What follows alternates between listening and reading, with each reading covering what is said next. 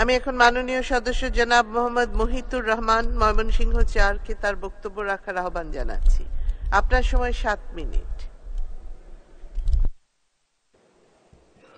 ধন্যবাদ মাননীয় স্পিকার।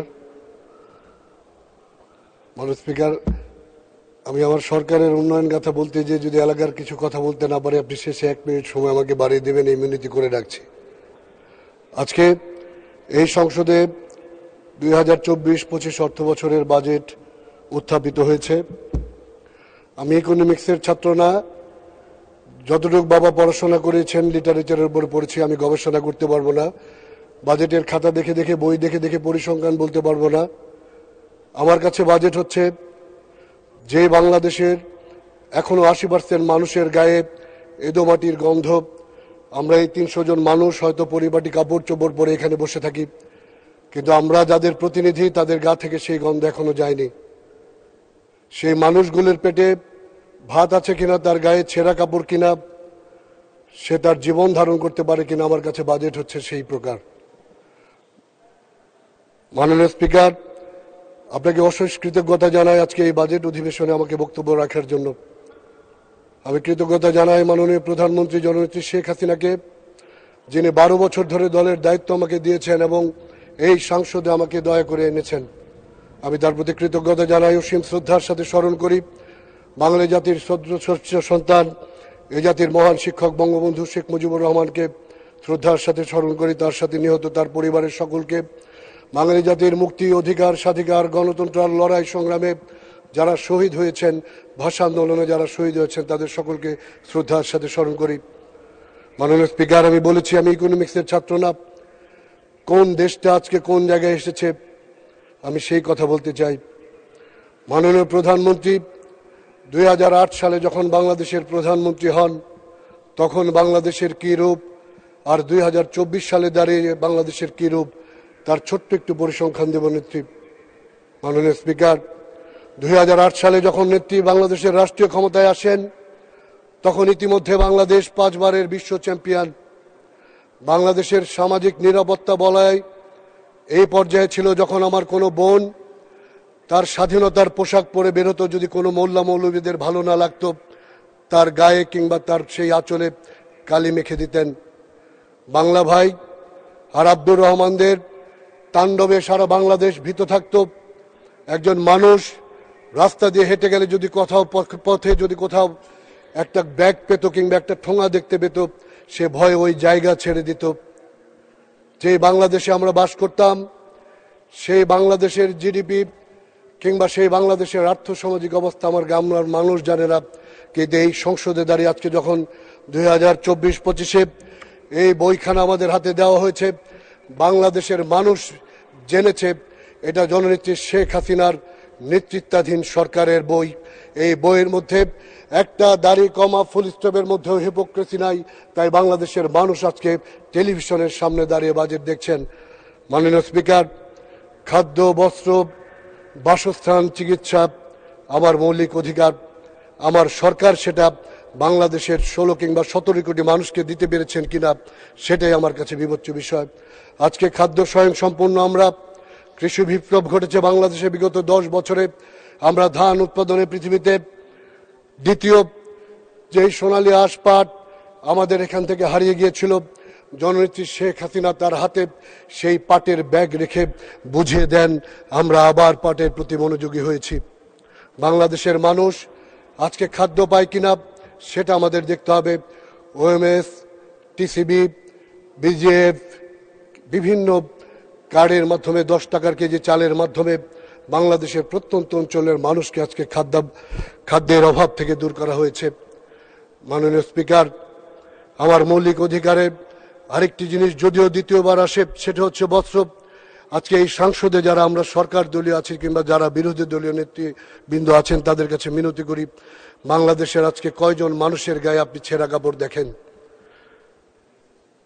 মাননীয় স্পিকার, আমার মৌলিক চাহিদার আরেকটি হচ্ছে শিক্ষা, যেটাতে বাংলাদেশ সরকার, শেখ হাসিনার সরকার আমূল পরিবর্তন এসেছে। একটা মানুষের 3 থেকে 8 বছর পর্যন্ত তার মানসিক বৃদ্ধি হয়, যার জন্য আমরা ইন্টারমিডিয়েট কিংবা অনার্স লেভেলে যা পড়েছি সেটা কিন্তু আমাদের মনে নাই।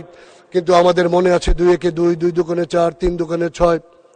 মাননীয় স্পিকার, সেই সময় একটা বাচ্চা যখন 3-4 বছরের একটা শিশু যখন প্রথম দিন তার শিক্ষাক্ষেত্রে এসে প্রথম দিন নতুন বইয়ের গন্ধ পান, তখন কিন্তু বাকি জীবন সে মনে রাখে, কারণ ওই সময়টা হচ্ছে তার শিক্ষার প্রকৃত সময়। এই মাননীয় প্রধানমন্ত্রীকে আমরা যেই ফেব্রুয়ারি কিংবা মার্চ মাসে বই পেয়ে পড়াশোনা শুরু করতাম, আজকে বাংলাদেশের শিশুরা প্রথম দিন সেই বই পায় এবং বাকি জীবন তার মননে থাকে আমার সরকার আমাকে শিক্ষার ব্যবস্থা করে দিয়েছেন।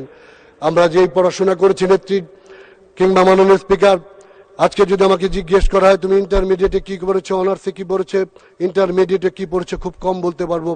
কিন্তু আজকে যদি মনে করা হয় তুমি ক্লাস 3 কিংবা 4, 5-এ কি পড়েছো, আমার কিন্তু মনে থাকবে। আজকের শিক্ষা ব্যবস্থা হয়েছে আনন্দের সাথে শিক্ষা, লার্নিং বাই ডুইং। এই আমরা ছোট্টবেলায় নেত্রী কল্পনা করতে পারতাম না যে একদিন বাংলাদেশেও জাপানের মতো শিক্ষা ব্যবস্থার প্রচলন হবে। বাংলাদেশের একজন শিক্ষকের সন্তান হিসেবে মাননীয় প্রধানমন্ত্রীকে ধন্যবাদ জানাই।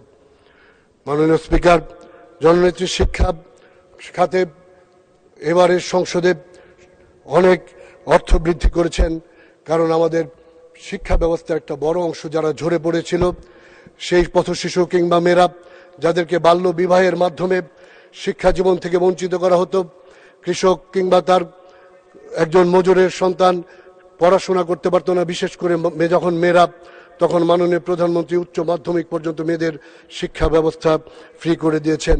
শুধু তাই নয়, তার মননে কতটুকু গভীরতা আছে মাননীয় প্রধান, আমি বলার সময় কি কথাটা অশোভন হবে কিনা, আমাদের মা বোনরা যারা বয়োবৃদ্ধ হয় তাদের একটা সময়, বিশেষ সময় থাকে, সেই সময় আমরা যখন পড়াশোনা করতাম এই ব্যাপারে কেউ ভাবতাম না, কিন্তু আজকে মাননীয় প্রধানমন্ত্রীর সরকার, শেখ হাসিনার নেতৃত্বাধীন সরকার মেয়েদের ওই সময়টায় যেন কোনো ধরনের বিব্রতকর অবস্থায় পরিবর্তন 2 মিনিট পত্রের ব্যবস্থা করেছেন। মাননীয় স্পিকার, আমি এই কথাগুলি বলার উদ্দেশ্য এই সংসদে যারা ইকোনমিক্সট আছেন তারা এই সংসদে এই বাজেটকে ব্যবচ্ছেদ করবেন, কিন্তু এই এদে মাটির গন্ধের রিপ্রেজেন্টেটিভ হিসেবে আমি তাদের কথা বলতে চাই। আমার কাছে বাজেট মানে তাদের পেটে খাদ্য কিনা। আজকে বাংলাদেশ খাদ্য স্বয়ংসম্পন্ন, যোগাযোগ ব্যবস্থার প্রভূত উন্নয়ন হয়েছে বিস্তীর্ণ অঞ্চলে। যেখানে আমরা ঢাকা থেকে ময়মনসিংহ থেকে ঢাকা যেতাম 6 ঘন্টায়, নেত্রী বিশ্বাস করেন আজকে আমরা 2 থেকে 2.5 ঘন্টায় ময়মনসিংহে যাই। আপনাকে কৃতজ্ঞতা জানাই, বাংলাদেশের সকল শ্রেণীর মানুষ এই সুবিধা ভোগ করছেন। আজকে সকল আপনার মৌলিক চাহিদা মেটানোর পর যদি বাংলাদেশ কিংবা বাংলাদেশের তরুণ সমাজ তারা বিশ্বের সাথে তাল মেলাতে পারছে কিনা, সেটা একটা বড় বিবেচ্য বিষয়। আজকে ফ্রিল্যান্সিং এর মাধ্যমে বাংলাদেশের রপ্তানি আয় মিলিয়ন থেকে বিলিয়ন ডলার হয়েছে, আর মিলিয়ন থেকে বিলিয়নে যেতে কতগুলো সৈন্য যোগ করতে হয় আমরা এখানে সবাই জানি। আমি তরুণ সমাজের একজন প্রতিনিধি হিসেবে এই সরকারকে কৃতজ্ঞতা জানাই। বাংলাদেশ যুগোপযোগী করার জন্য সবচেয়ে বেশি যেই জায়গাটায় আমাদের নজর দেওয়া দরকার ছিল, আজকের এই আধুনিক বিশ্বের নেত্রী সেই জায়গাটায় নজর দিয়েছেন। মাননীয় স্পিকার, অনেক কথা বলতে আসি, নেত্রীর সামনে গেলে আবেগে বলতে পারি না। যদি মাননীয় প্রধানমন্ত্রী আজকে এই সংসদে আছেন, আমার বাবা অধ্যক্ষ মতিউর রহমান, তার কীর্তিগাথা সবাই জানেন। শুধু তিনি ছোটবেলায় 2টো কথা বলেছিলেন, সেটা সারা জীবনের যে হৃদয় থেকে যা বলি, যেটা বিশ্বাস করি সেটাই মুখে আনি। এই মাননীয় প্রধানমন্ত্রী আজ থেকে অনেক দিন পর যখন তিনি পৃথিবীতে থাকবেন না, আজ থেকে অনেক দিন পর যখন বাংলাদেশের আরেকটু ইতিহাসে সংযোজিত কিছু হবে, তখন বাংলাদেশের মানুষ আজকে এই সংসদে আমি যা দাঁড়িয়ে বলছি সেই কথাটি বলবেন, তিনি বাংলাদেশের মানুষের জন্য আশীর্বাদ স্বরূপ হয়ে এসেছিলেন। এই কথাটি যদি আমি স্তুতি গাইতে যেয়ে বলি, তাহলে আল্লাহ পাক যেন আমার এই কথার জন্য আমাকে শাস্তি দেন। আমি এই জন্য বলি, আমি একটা প্রত্যন্ত অঞ্চল থেকে এসেছি। এই প্রত্যন্ত অঞ্চলের দল মত নির্বিশেষে সকল শ্রেণীর মানুষ, এবং কি যারা আজকে বিরোধী দলে আছেন কিংবা যারা এই সংসদে আসেননি, তাদেরও যারা দেশপ্রেমিক মানুষ, তারা জননেত্রী শেখ হাসিনার জন্য দোয়া করেন। কারণ এই মানুষটা বেঁচে থাকলে বাংলাদেশের চিত্র বদলে যায়। এই মানুষটা বদলে থাকলে বাংলাদেশে মঙ্গা থাকে না, বাংলাদেশের কৃষক শ্রমিক মোটে শ্রমিকের সন্তান শিক্ষা পায়। এই মানুষটা বেঁচে থাকলে অন্তত ন্যূনতম 450 টাকা দিনে পায় আমার একজন মজুর। মাননীয় স্পিকার, এই সংসদে বাজেটের কথা বলতে বলা হয়েছে। আমি তো বাজেট বুঝি না, আমি বুঝি বাংলাদেশের মানুষ ভালো আছে কিনা, আমার অঞ্চলের মানুষ ভালো আছে কিনা। আজকে রূপসা থেকে পাথুরিয়া টেকনাফ থেকে তেঁতুলিয়া যারা জনপ্রতিনিধি আছেন তারা বলবেন তার এলাকার মানুষের জন্য জননেত্রী শেখ হাসিনা কি করেছেন। আর আমি যদি বলতে যাই তাহলে আপনাকে মাননীয় স্পিকার আমাকে আরো সময় বেশি দিতে হবে। আমি আবারও বলি, এই সংসদে যারা আমরা এসেছি, আপনাকে ধন্যবাদ মাননীয় সদস্য, আপনাকে ধন্যবাদ। 1 মিনিট শেষ করবেন। নেত্রী,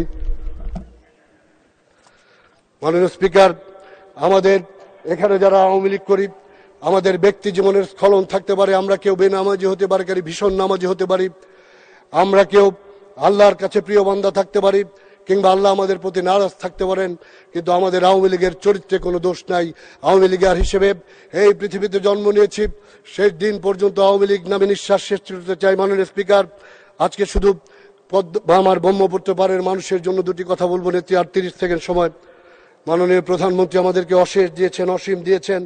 কিছু সমস্যা আমার সদরের মানুষের জন্য দুর্বিষহ হয়ে গেছে, বিশেষ করে ট্রাফিক ব্যবস্থা। আমার ময়মনসিংহ শহর থেকে যদি রেল স্টেশনটাকে একটু দূরে স্থানান্তর করা যায় তাহলে অবর্ণনীয় কষ্ট থেকে মানুষ বাঁচবে। জননেত্রী শেখ হাসিনা আমাদেরকে 2টি ব্রিজ দিয়েছেন, হাজার হাজার কোটি টাকার ছোট্ট একটি বেলি ব্রিজ যদি খালি আমাদেরকে ডিসি অফিস থেকে নদীর ওই পারে করে দেন তাহলে আমাদের শাকসবজি 30,000 কোটি টাকা মাসে বছরে নষ্ট হয়, সেটা থেকে আমরা রক্ষা পাবো। একটা